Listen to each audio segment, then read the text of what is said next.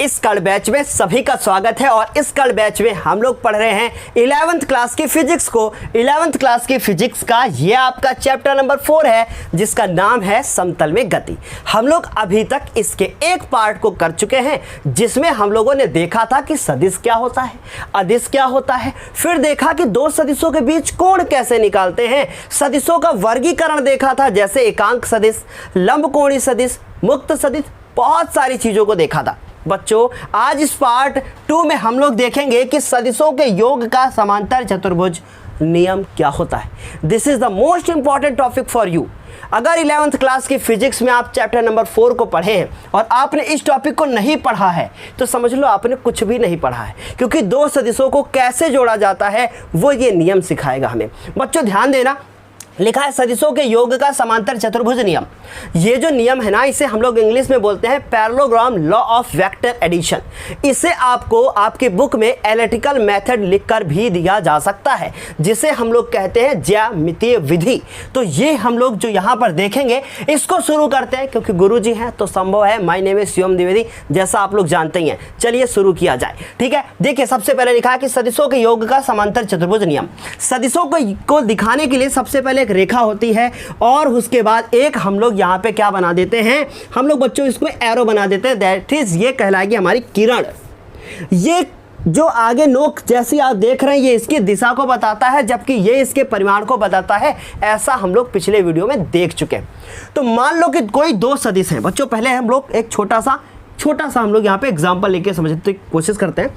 मान लो बच्चों ये कोई सदिश है और मान लो बच्चों कोई ये दूसरा सदिश है। इन दोनों सदिशों का मुझे परिमाण निकालना पड़ जाए तो क्या होगा? परिणाम नहीं, परिमाण, मैग्नीट्यूड निकालना पड़ जाए तो क्या करेंगे बच्चों? अगर ये हमें इसका परिमाण निकालना पड़ गया तो हम लोग क्या करेंगे, इसके ये वाली दूरी को ले लेंगे। बट हम लोग को यहाँ पे देखना होगा कि आखिर किस डायरेक्शन में होना चाहिए। तो वही चीज को यहाँ पे मुझे क्या करना है, समझना है। देखो, यदि किन्हीं दो सदिशों का परिमाण वह दिशा में किसी समांतर चतुर्भुज की दो संलग्न भुजाओं से प्रदर्शित करें। यदि किन्हीं दो सदिशों को परिमाण व दिशा में, मतलब मान लीजिए कि यह आपको चतुर्भुज हो गया, इस चतुर्भुज की कोई दो भुजाएं ले लो। जैसे मान लो एक हमने ये लिया और एक हमने ये वाली ले ली, ठीक है। मान लो हमने इसको O लिया, उसके बाद हमने इसको P लिया, ठीक है बच्चों। और इसको मैंने क्या लिया, Q ले लिया, और इसको ले लिया मैंने क्या, S। अब ये इसकी सारी भुजाएं हो गई। ये इसकी पहली भुजा हो गई, ये इसकी दूसरी भुजा हो गई, और ये भुजा इस भुजा से क्या हो गई बच्चों, इसकी संलग्न भुजा कहलाई। संलग्न भुजाएं वो भुजाएं होती हैं जिनका क्या हो, एक ये जो आप देख रहे हो भुजा, इनका आपस में क्या हो, मुंह जो है वो जुड़ा हो।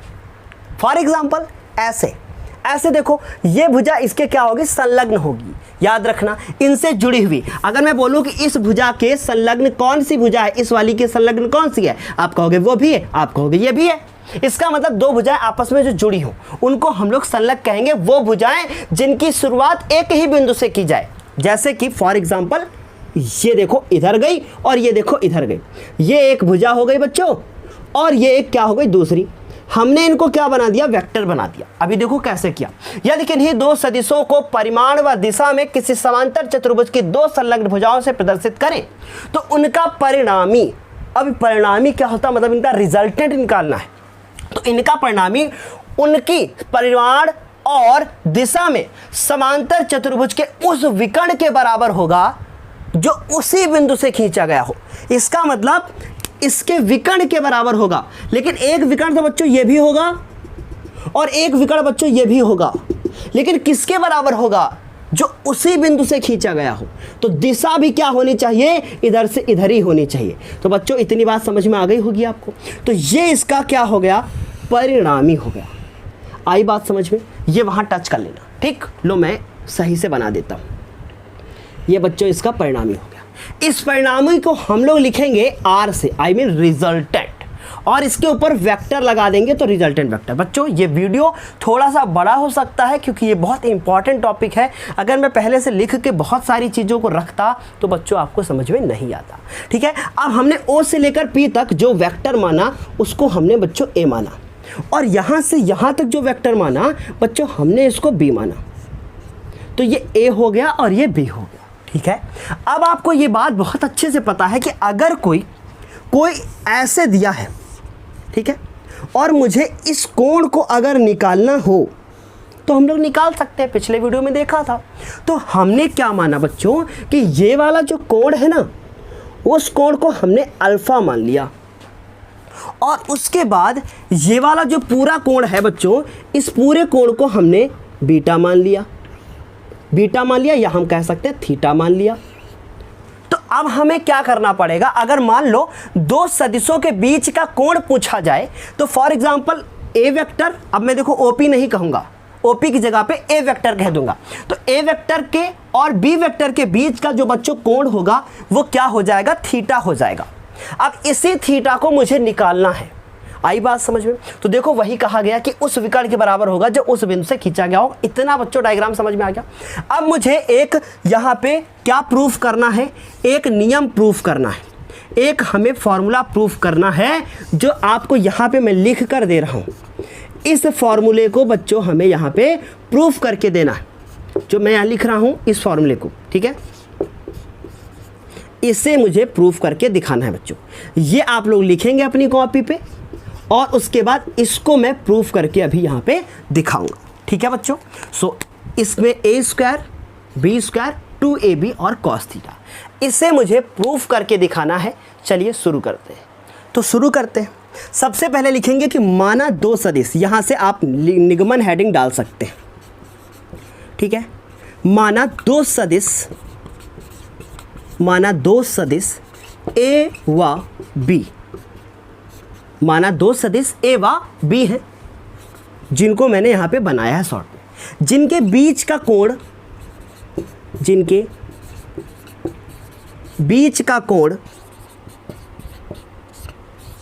थीटा है। जिनके बीच का कोण क्या है बच्चों, थीटा है। इनके बीच का कोण हम लोगों ने थीटा ले लिया, ठीक है। अब भुजा OP को, या हम कह सकते हैं कि OP को आगे बढ़ाकर हम लोगों ने क्या किया, इसको बच्चों आगे ऐसे बढ़ाया, और आगे बढ़ाने के बाद इसको इससे मिला दिया।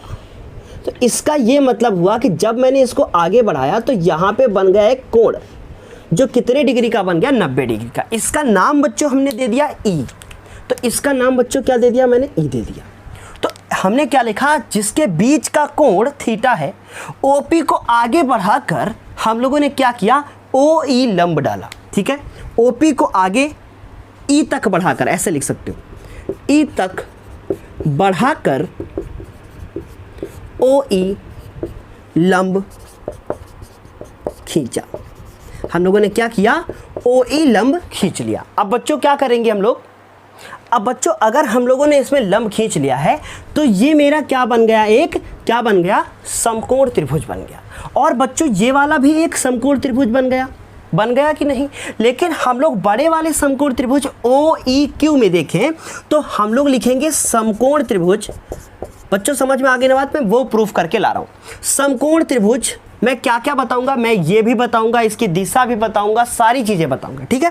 पूरा जब तक पूरा निगमन खत्म नहीं हो पाएगा, और एक एक चीज बताऊंगा। समकोण त्रिभुज OQE, ठीक है, OEQ भी लिख सकते हो। अगर मैं बच्चों ये लिखूंगा तो मैं लिखूंगा कि OQ हमारा कण है। सो OQ हमारा कण है। OQ क्यों लिखा, क्योंकि ये देखो R के बराबर है बच्चों, देखो है ना बराबर। अगर R के ऊपर स्क्वायर लगा दिया जाए तो OQ हमारा R ही तो है। तो अब इसके बाद बच्चों हमने लिखा QE, तो बच्चों इसको हमने QE लिखा, और उसके बाद ये क्या लिखा है, O से लेकर E तक, OE का होल स्क्वायर। बच्चों ये बात समझ में आ गई। QE जो लिखा है हमारा, अगर मैं देखूं, मैं एक बात इमेजिन करूं, यहाँ पे कुछ सोचूं जरा, तो ये जो Q से लेकर P तक लिखा है ना, ये Q से लेकर P तक बच्चों, ये अगर ये इसकी भुजा B है और पैरेललोग्राम में ये वाली भुजा इसके बराबर होगी, इसका मतलब ये वाला भी बच्चों B ही है। अगर मैं ध्यान से देखूं तो ये B ही है ना बच्चों। और उसके बाद इसी तरीके से इसको देखूं तो ये A ही है। समझ में आ रही बात। तो ये हम अगर चाहें तो इनको डॉटेड भी बना सकते हैं। तो ये अगर डॉटेड बना लो तो बहुत अच्छी बात है, आपको ज़्यादा बेहतर तरीके से आ जाएगा बच्चों समझ में, तो अगर इनको डॉटेड बना सकोगे तो ठीक है, ताकि हमारी सिर्फ 3 मेन रेखाएं ये है, एक ये, एक ये, एक और ये। ठीक बच्चों, इतनी बात समझ में आ गई। तो अब हम देखो OQ को निकालिए हैं जो कि R है। QE को देखो, QE हमारी क्या है, अभी कुछ नहीं है, मतलब QE को हटाना पड़ेगा, QE को हटाना पड़ेगा और ये OE हो गया। कोई बात नहीं, OE को अगर हम ध्यान से देखें तो ये OE है, और हम लोग अगर देखें तो OE हमारी ये है जो OP और PE का जोड़ है। तो मैं लिखूंगा कि QE का होल स्क्वायर बराबर OE की जगह पे लिखूंगा OP प्लस PE का होल स्क्वायर। बच्चों ये आता है पेपर में, और OQ की जगह पे ये हो गया R वेक्टर का होल स्क्वायर। ठीक बच्चों, इतनी बात समझ में आ गई।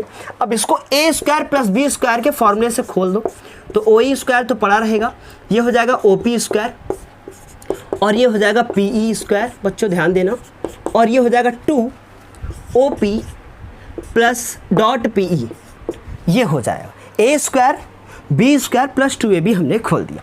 अब बच्चों देखो जरा ध्यान से, मैं अगर इस वाले त्रिभुज को देखूं जो ये वाला बना हुआ है, तो ये भी समकोण है, और अगर ये भी समकोण है तो हम लोग इसको मिटा के क्या लिखेंगे, मैं मिटाता हूं 1 मिनट बस, ठीक है, बस 1 सेकंड वेट करो।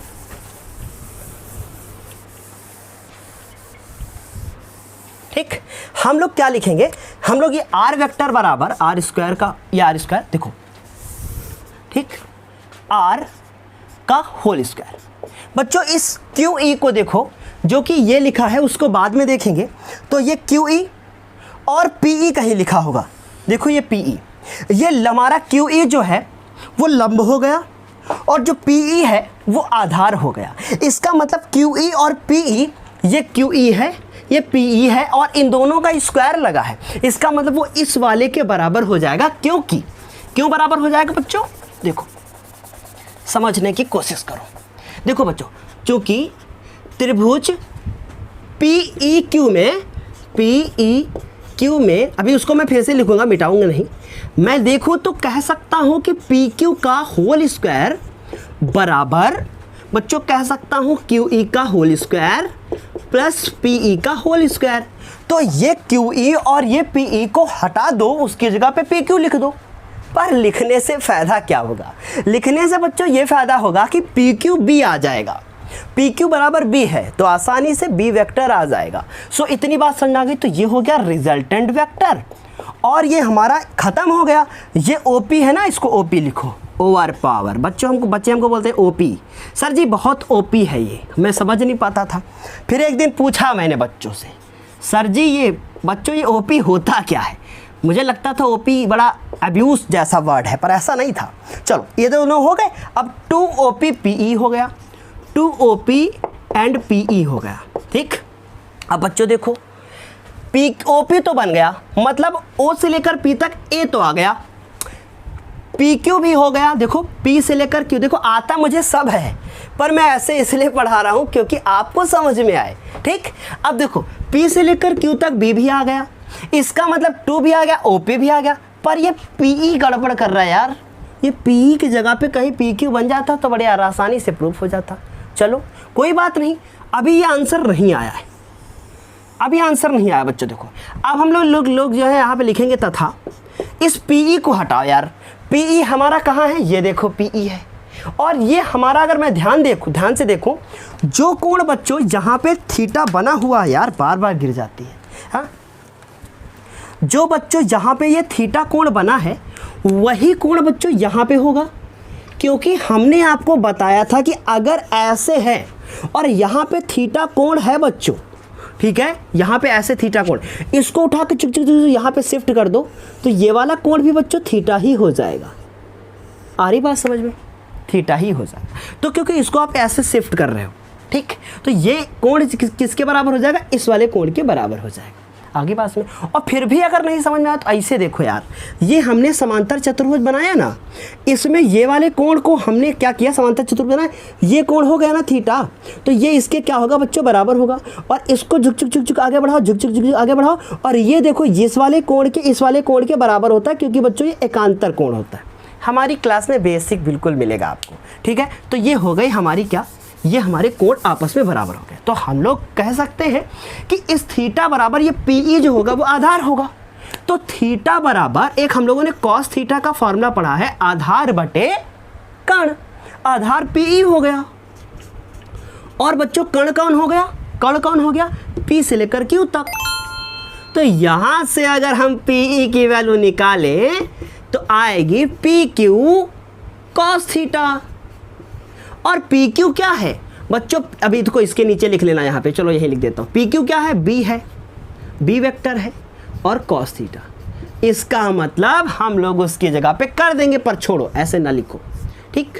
अब देखो तो हम लोग लिखेंगे अतः आर वेक्टर बराबर ओ पी का होल स्क्वायर पी क्यू का whole square two O P dot P E नहीं लिखेंगे, पी क्यू कॉस थीटा लिख देंगे।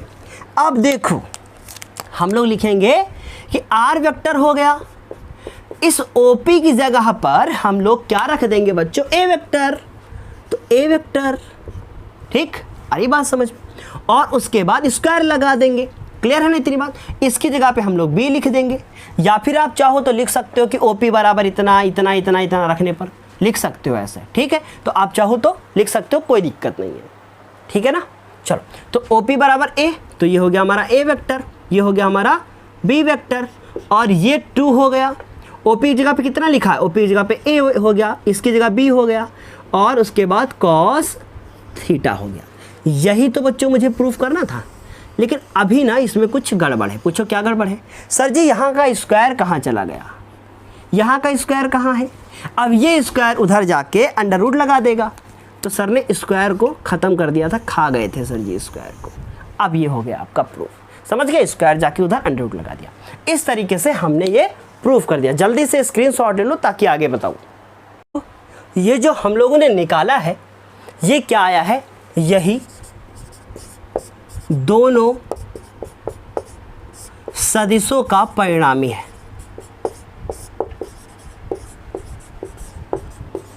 मतलब रिजल्टेंट है। अब इससे कैसे क्वेश्चन आएगा? ए दे दिया होगा, बी दे दिया होगा, थीटा दे दिया होगा, और आपसे डायरेक्ट पूछ लेगा कि उनका परिणामी क्या होगा। अब हम लोग निकालेंगे कि जो ये रिजल्टेंट वेक्टर निकाला है इसकी दिशा निकालेंगे, किस दिशा में होगा। तो हम लोग लिखेंगे आर वेक्टर की दिशा। कैसे निकालेंगे अब इसकी दिशा? हम लोग ने यहाँ लिखा कि माना आर की दिशा ए वेक्टर से आर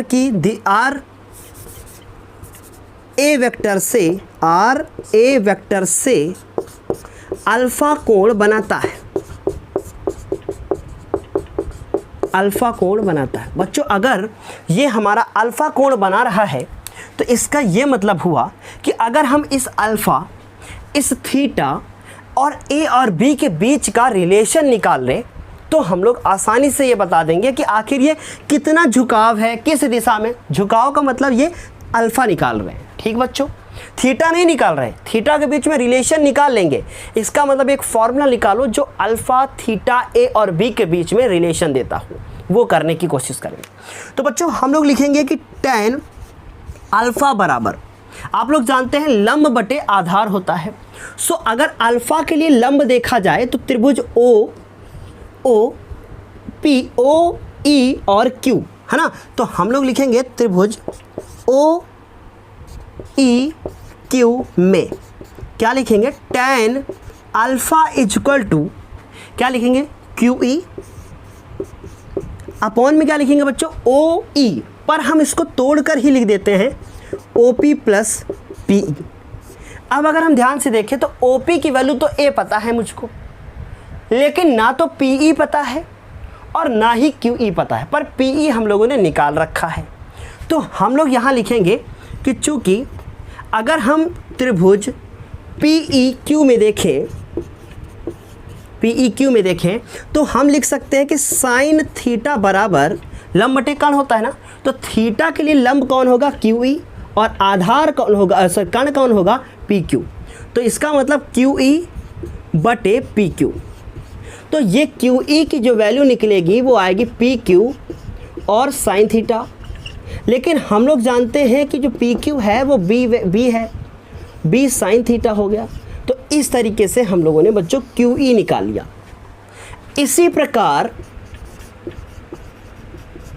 प्रकार हम लोग ऊपर निकाल ही चुके हैं पीई बराबर हम लोगों ने निकाला था पी क्यू कॉस थीटा, और पी क्यू बच्चों क्या है, बी है कॉस थीटा। तो ये हमने पीई निकाल लिया।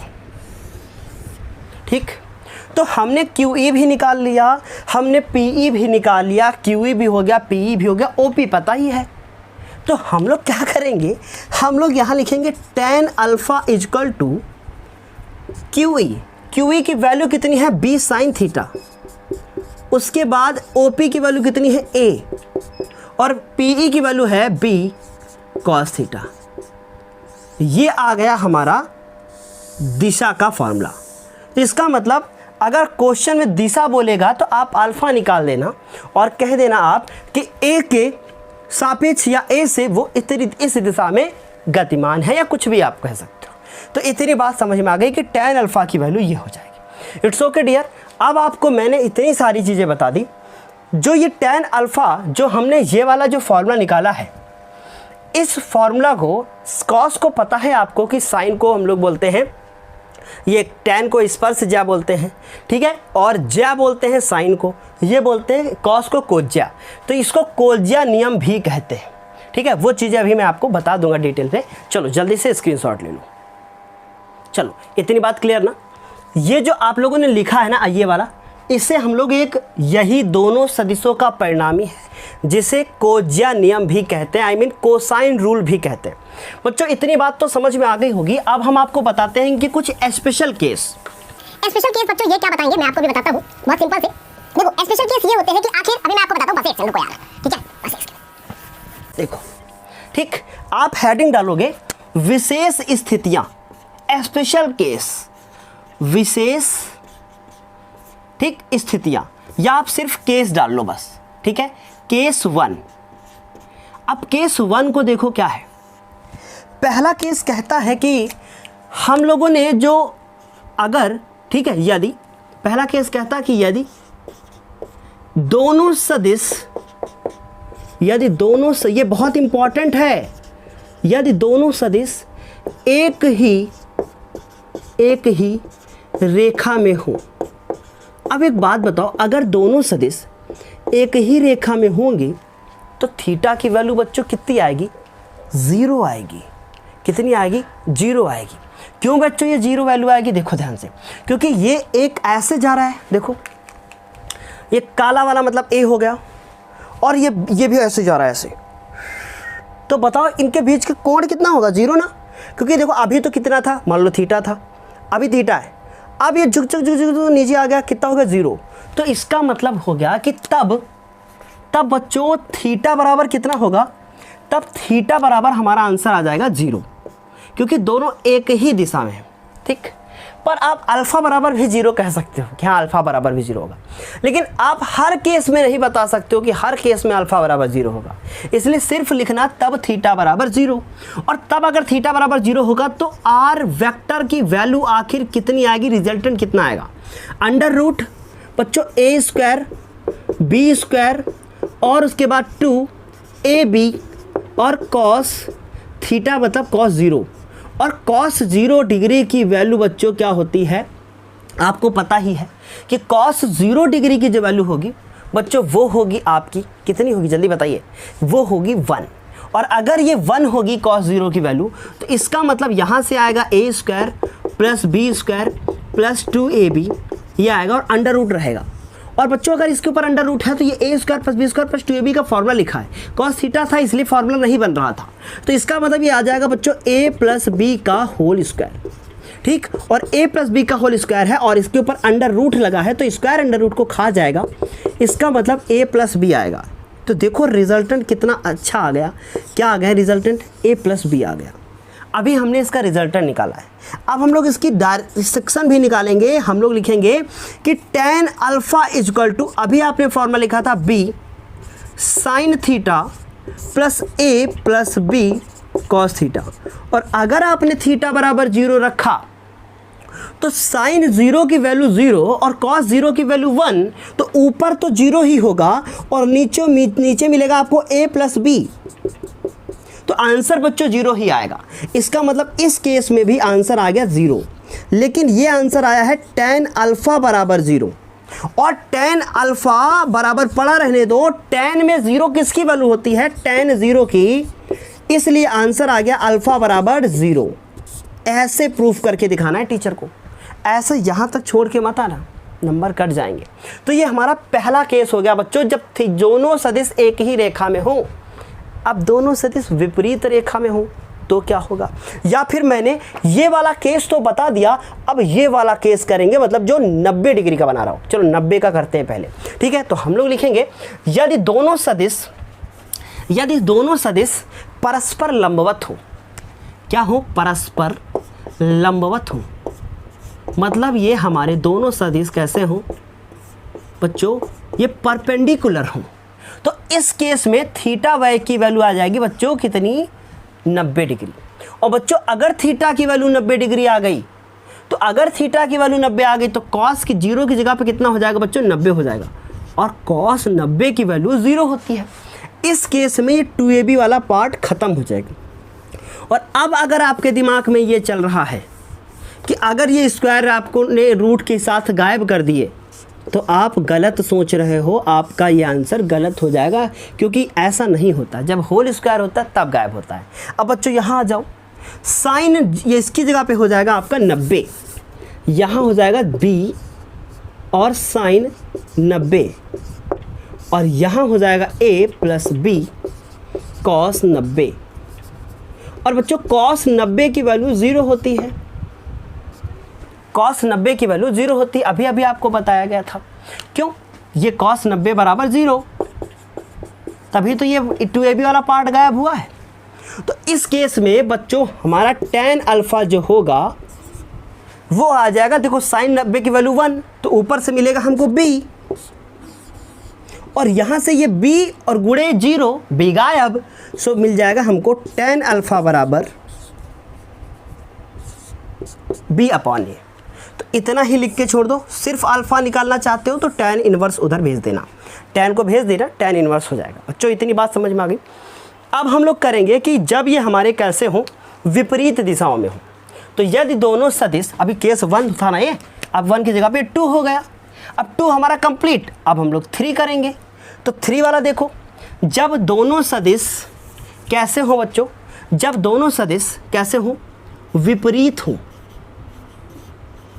और बच्चों अगर दोनों सदिश विपरीत हैं, हो नहीं, है नहीं, हो, तो इस केस में थीटा की वैल्यू बच्चों, एक सदिश ऐसे जावत है, दूसरा सदिश ऐसे है, तो बच्चों इनके बीच का जो कोण बनेगा वो कितना बनेगा, 180। कितना बनेगा, 180। तो इसकी वैल्यू हो जाएगी 180। अब हम लोग यहाँ पे रखेंगे 180। अब आपको ये बात अच्छे से पता होनी चाहिए कि cos 180 की वैल्यू -1 होती है। अब आप कहोगे सर जी कैसे होती है, नहीं पता है तो रट लो, नहीं तो फिर मैथ वाली इस क्लास में त्रिकोणमिति वाला चैप्टर नहीं पढ़े हो तो वो भी नीचे आपको हो सकता है डिस्क्रिप्शन बॉक्स में मिल जाए, पढ़ लेना, पढ़ाए हैं हम। cos 180 की वैल्यू -1, तो इस केस में ये जो है ना क्या हो जाएगा बच्चों, a² + b² - 2ab हो जाएगा, और उसके बाद अंडर रूट तो रहेगा ही। इसका मतलब यहाँ से r वेक्टर की वैल्यू आएगी a - b का होल स्क्वायर, और अगर ये आएगी तो इसका ये मतलब हुआ बच्चों कि ये हमको देकर जाएगा और अंडर रूट भी। रिजल्टेंट वेक्टर बराबर a - b ये दे जाएगा, या करके हम इसको b - a भी लिख सकते हैं। अब आप कहोगे सर जी कैसे, अभी तो आपने बताया था कि इसको पलटते हैं, कब, 1-2 पीछे क्लास में बताया, तो बच्चों आगे माइनस आ जाता है। लेकिन एक बात बताओ, 5 में 4 लिखा, स्क्वायर करोगे, अंडर रूट लगा है, आपसे आंसर पूछा जाएगा, आप कहोगे 1 का स्क्वायर, और आंसर आ जाएगा आपका 1। लेकिन मैं अगर फिर से कहूँ कि अंडर रूट है और 4 - 5 है, और 4 में 5 घटाओगे, आप कहोगे -1 का होल स्क्वायर, और -1 का होल स्क्वायर क्या होता है, हमेशा क्या होता है बच्चों, 1 ही होता है। तो इस तरीके से यहाँ से भी 1 आया। तो अगर ये b - a और स्क्वायर लगा है तो पलट भी दोगे तो कोई दिक्कत नहीं होगा। और अभी तो मैं कौन सा मेथड पढ़ रहा हूँ, मैं अभी पढ़ रहा हूँ एनालिटिकल मेथड, है ना, जिसको हम लोग क्या बोलते हैं, हम लोग बोलते हैं ज्यामिति विधि। अभी ग्राफीय विधि जब पढ़ेंगे तो हम लोग इनके वेक्टर एडिशन को और समझेंगे कि ये एसोसिएटिव लॉ को फॉलो करते हैं। अब ये कौन से लॉ होते हैं आगे चल के पढ़ोगे, ठीक है। चलो इतनी बात समझ में आ गई। तो ये हम लोगों ने विपरीत वाला देख लिया, पर विपरीत में हम लोगों ने अभी तो केवल इनका रिजल्टेंट निकाला है बच्चों।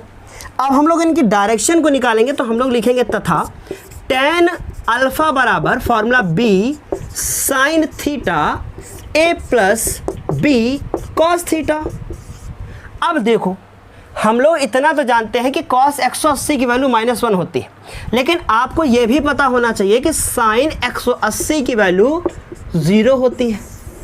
इस केस में मेरे लाल ऊपर वाला हिस्सा तो 0 हो जाएगा और नीचे कुछ भी लिखा हो पूरा आंसर बच्चों कितना आएगा, 0 ही आएगा। क्यों बच्चों 0 आएगा, क्योंकि नीचे कुछ भी लिखा हो। तो इस केस में भी पहला जैसा बन गया tan 0, तो इसका मतलब अल्फा बराबर बच्चों कितना आ गया, 0 डिग्री। यहाँ डिग्री मत लगाना बच्चों, कहाँ पे, यहाँ पे, ये 0 है खाली, डिग्री तब लगेगा जब tan हटाओगे तब, ठीक। सो इतनी बात समझ में आ गई। हम लोगों ने रिजल्टेंट देख लिया, इनकी डायरेक्शन देख ली, कुछ स्पेशल केसेस देख लिए।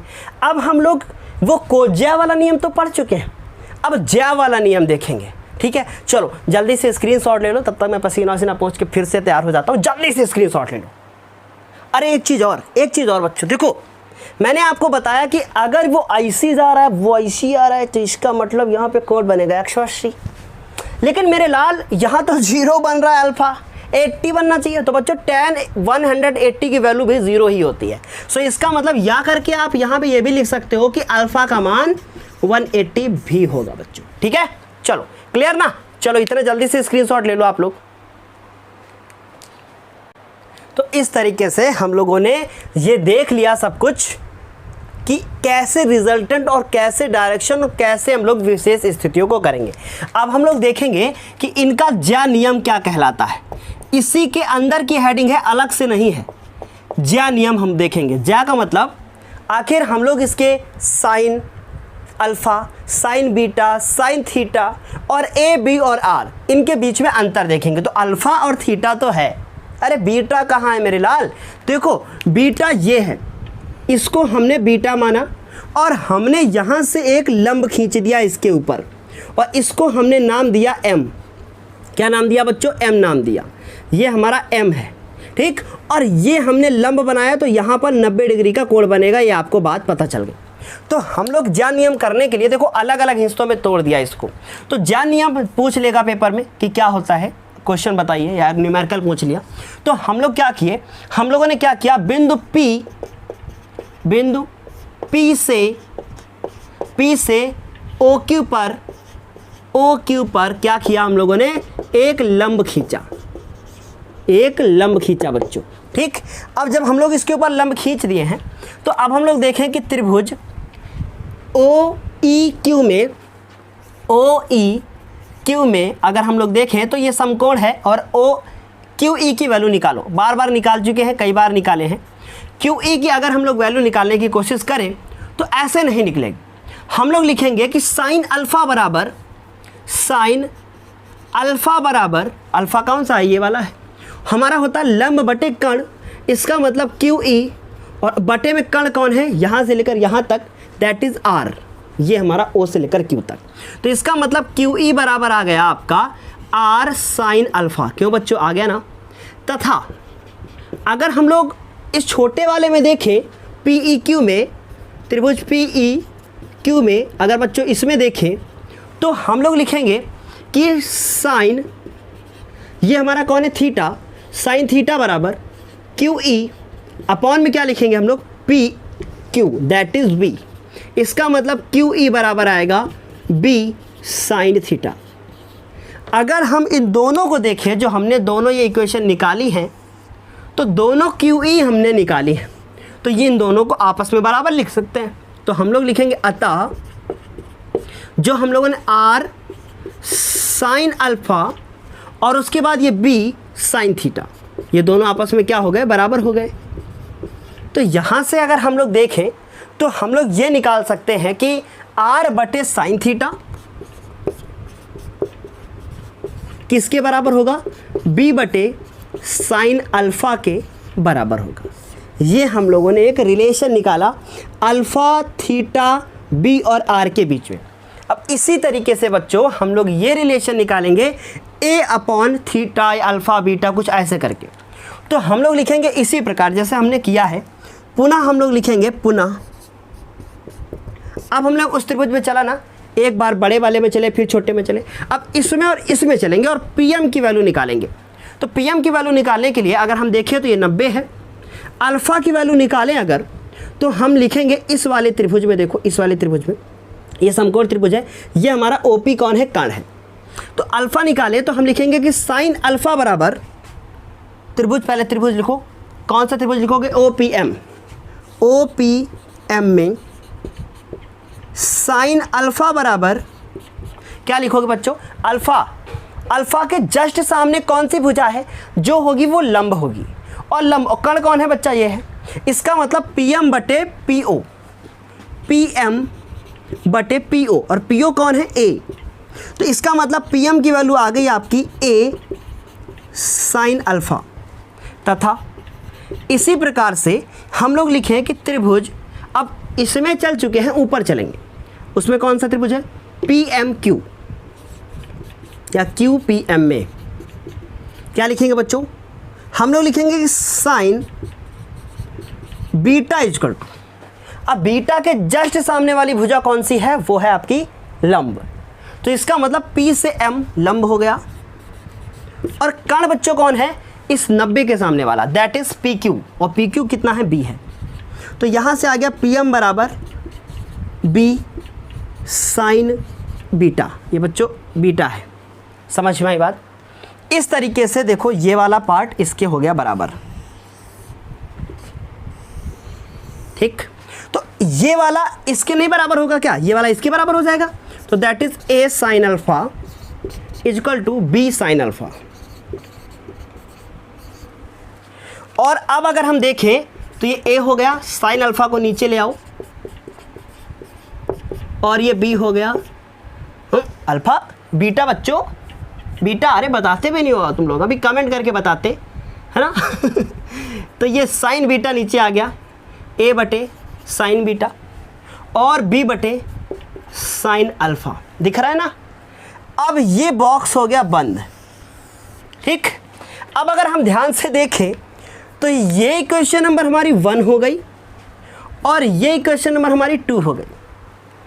इसमें बीटा बटे साइन अल्फा इसमें भी है, और इसमें भी B बटे साइन अल्फा इसमें भी है, और B बटे साइन अल्फा इसमें भी है। इसका मतलब ये वाला हिस्सा इसके बराबर है, तो ये वाला इसके बराबर भी होगा। इसका मतलब ये 1 2 और ये 1 2 टोटल हैं 3 ही, 2 2 4 नहीं है, क्योंकि ये दोनों कॉमन है। अब एक बात बताओ, ये 2 इक्वेशन लिखी हैं, ठीक। लाल वाला इसके बराबर है, ध्यान से समझना, और मैं फिर कह दूं कि नीला वाला हरे के बराबर है। तो ये नीला वाला कहेगा यार तुम लाल मेरे बराबर भी हो, नीला कहेगा यार तुम हरे मेरे बराबर भी हो, तो तुम दोनों भी तो आपस में बराबर हुए। इसका मतलब तीनों आपस में बराबर है, समझ में आई बात। तो हम लोग लिख सकते हैं अर्थात बच्चों ये A sign beta, B sine alpha, उसके बाद R के नीचे कौन है, साइन थीटा। तो इस तरीके से बच्चों ये भी क्या हो गए, तीनों आपस में बराबर हो गए। बताओ समझ में आई बात। मतलब आज की क्लास में अल्फा बीटा थीटा ने मिलकर ले ली जान। तो क्वेश्चन ये कठिन नहीं आते, ये कठिन तब लगते हैं जब इनकी आप प्रैक्टिस ना करो। यह जो आपने इक्वेशन लिखी है ग्रीन कलर से, इसे ही हम लोग कहते हैं ज्या नियम। आ गई बात समझ में। तो ये हमारा क्लियर हुआ यहाँ तक। तो बच्चों इस तरीके से हमने इसको यहीं पे कंप्लीट किया।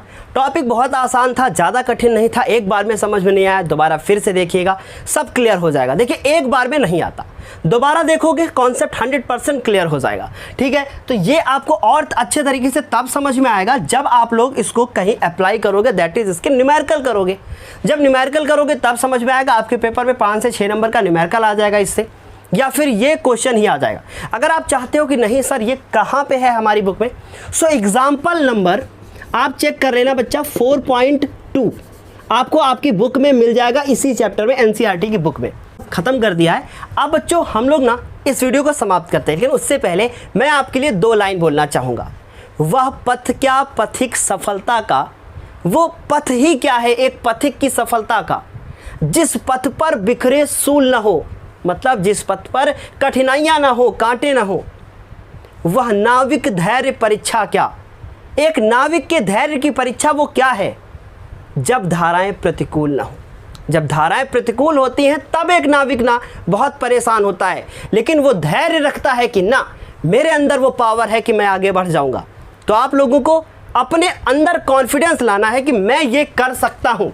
आई नो ये आज का टॉपिक बहुत कठिन था, लेकिन जो बच्चे इस वीडियो को यहाँ तक देखते हुए आए हैं उन्होंने जज्बा दिखाया है, उन्होंने कुछ सीखने की चाहत दिखाई है।